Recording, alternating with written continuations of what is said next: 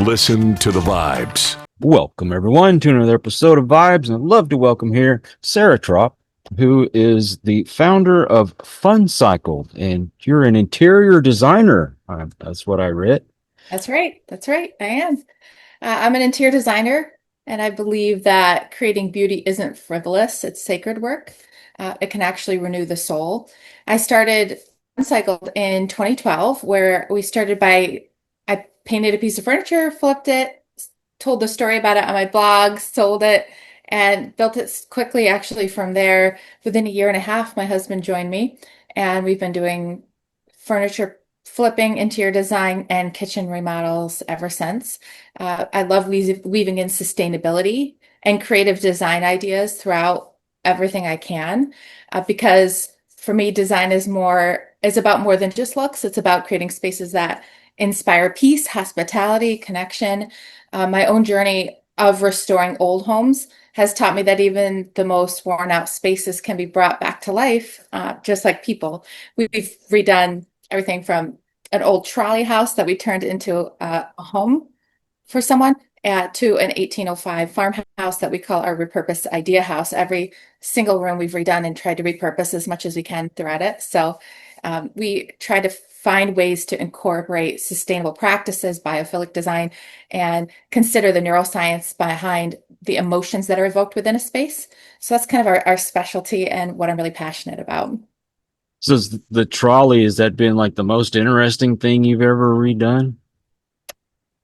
Yeah, I think it was a tiny house, 1,100 square feet. Because it was a trolley house, the porch for the trolley house alone was almost the same size as the house. So it was a challenging flip because everything needed to be redone. When we bought it, there were animals living inside. We closed on it. My husband fell through the kitchen floor walking through right after closing, and we had to learn a lot about code. And when you do a full more than 50% renovation, it's a lot more complicated in a historic space and what you can push for to keep things historic within a space. So I learned a lot on that project, and the stories were rich behind it because I didn't even know all of the stories until we purchased it and then started researching when the electric trolley station was built and why it was built and how it was added to bring people out to this little town called Averill Park out near us, where at the time no one would go out that far. They just wanted to stay in the city. So they built this train to help people want to move out there. And it was one of the first electric trolley stations. So it was really interesting learning the history. And we did historic tours of it once we were done before we sold it as well. So did you say that you learned this stuff on your own, or how did you learn how to do this? The world of Google and experience, really. Wow. I honestly didn't even go to college at all. I'm self-taught all the way through, and my husband, he went to college to be a chef, actually, but he worked his way through college in the construction industry. So he understood more of the fine carpentry and construction side of things. I understood and specialized more in painting. All through my high school years, I took professional painting classes on art for galleries. So I understood color theory and how to paint artistically, but creating it in a way that was sustainable and reusable and primarily on furniture was just something I practiced and taught people how I did it along the way. Wow. And you turned that into a blog as well, right? Yeah, I started as a blog 13 years ago. So, So my wife loves to do that kind of stuff. oh, And she watches every show you can imagine on the subject. Do you do that too? I used to more. I'm pretty busy right now. I'm pretty busy, so I don't get to as much, but I definitely love the Magnolia Network because I find not only it does it give a lot of inspiration, but the way that they record their shows, it's so artful and beautiful, even within anything. I mean, it could be how they make a loaf of bread, and I just love the videography, or how they're picking flowers in this field. Like I love the videography and the storytelling. They weave a lot of storytelling, which is a lot of what I do too. I love telling the story of a home or of a person's family and or of a piece of furniture. It really transitions between all of those different ideas. Have you been to the silos? Yeah, I've been to Waco, I think 7 times now. It's actually one of my top blog posts are things about Waco. So I'll do a driving tour and show people where they can drive to see the different houses that Magnolia has flipped. I do different stays that they can go to, different experiences, and I share about it on funcycle.com on our blog. And yeah, that's I think our top blog posts are of my posts about Waco. So if they approached you to do a TV show, would you do it? That's my dream. I I really hear you. want to. Yeah. We have been consistently trying to pitch show ideas over the last year. So, and we had one interest, but the house that we were going to flip for the show fell through in the 11th hour, so we couldn't do it. But one day it'll happen. What's been the most difficult that you've ever had to work on? Well, that's a good question. I would say probably the trolley house, the 1895 trolley house, because everything just about had to be redone. I mean, every inch of it. We had a new roof. We had to build a new foundation on the front. We had to rip the whole front of it off. We had to do all new electric, all new plumbing, every little inch of that tiny house, which I didn't expect from a budget standpoint either. So it was just trying to figure everything out and make it work on a flip. We flipped and sold many houses, but that one really was probably the most difficult. As far as furniture and things go, have you taken an object that you probably would have just thrown away, never even thought of, and turned it into something totally different and unique? One of my favorite projects was I was working for this design client, and her husband. What happens a lot is I always say I'm a therapist more than I'm a designer because sometimes husband and wife duos don't agree on what furniture should stay or what should be painted and what shouldn't be. And her husband had this roll top desk that, it's like the yellowy orange oak, and you pulled the top down, and it's just kind of ugly. Like, what are you going to do with it? It's huge. And her husband wanted to keep the roll top desk, but it really just did not work in the space at all. So I was looking around their house, and they had this one section of their sitting room with a cubby that just set back maybe 5 feet by 5 feet. It was just this weird random cubby. They weren't using it for anything. And I said, what's with this section? They said it's just how it was built out when we did the kitchen. It just kind of doesn't have any use.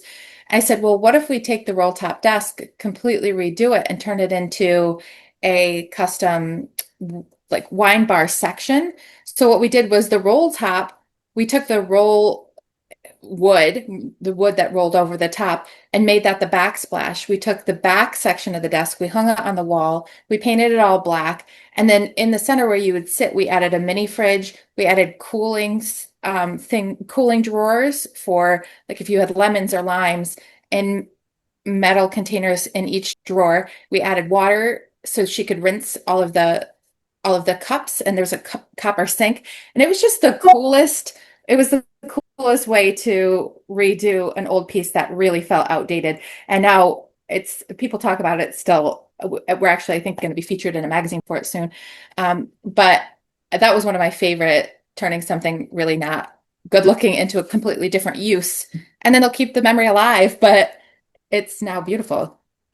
So I'm going to ask you something a little personal, and maybe this could help other couples out Sure. there. But doing these kind of things, do you feel like that's strengthened your marriage even more? I think working together has been one of the hardest things in our marriage because typically opposites attract. And when you work together, it amplifies those differences by 1,000, if I'm being vulnerable. Being married to your full-time partner in business and life, I think was the hardest thing in our marriage. But the first 4 years were really, really difficult. I just felt like I wasn't sure how we would make it through and continue it. But by God's grace and a lot of therapy, I would say we're now stronger now because of the things that we've had to work for. I think if we kept avoiding the conflict, it probably would have ended in divorce. But the fact that we're pressing in, and it's still not easy. Like it's still hard to work with a partner, but setting boundaries, like making sure we go on dates where we're not talking about work, or um, trying to really align our perspective with we're a team working together to conquer this challenge versus why did you forget to do this? And then, well, why did you do this like that? It doesn't need to be a conflict point always. And so now I would say work is so much better than it's ever been. And that has helped. And it's growth for both of us, really. We both have learned a lot through it. It's almost like taking old ore and putting it through fire and making something precious out of it. Exactly. Yeah, definitely. And and it is good to do hard things. We talk about that a lot. We have two teenagers, a 16-year-old girl and a 17-year-old boy. And we talk about that a lot, like how important it is in life to get comfortable with being uncomfortable. And I would say it's pretty uncomfortable working with your spouse sometimes, and how good it is to have the self-discipline and the humility to say, yeah, I'm wrong, or wow, I need to learn this about myself, or wow, you put that mirror in front of me. Where if it was just an employee, they're not going to challenge you as much. You pay their bills, right? But being with someone who's going to actually say, no, I don't think that's right, and vice versa, I want him to do that with me, and I want to do that with him, because that's how we refine each other. That's how we grow as humans, and a deeper understanding of each other and love. So I'm really grateful, even though it's been hard. But spiritually So, speaking, you could probably say this has gotten you closer to God. oh, definitely. Definitely. I would say we definitely press into our faith primarily when we are walking through hard seasons, right? I mean, I feel like that's very common, especially if you are have spiritual beliefs, that it deepens through trials. And so, do I want to go to the Lord and really press in and say, I understand what I want, but is that what you want? Is that how I'm, honoring him, honoring myself, and coming together as a team to honor you? So he really does, when we say take brokenness and makes it beautiful at the cross, that's one of our challenges at work.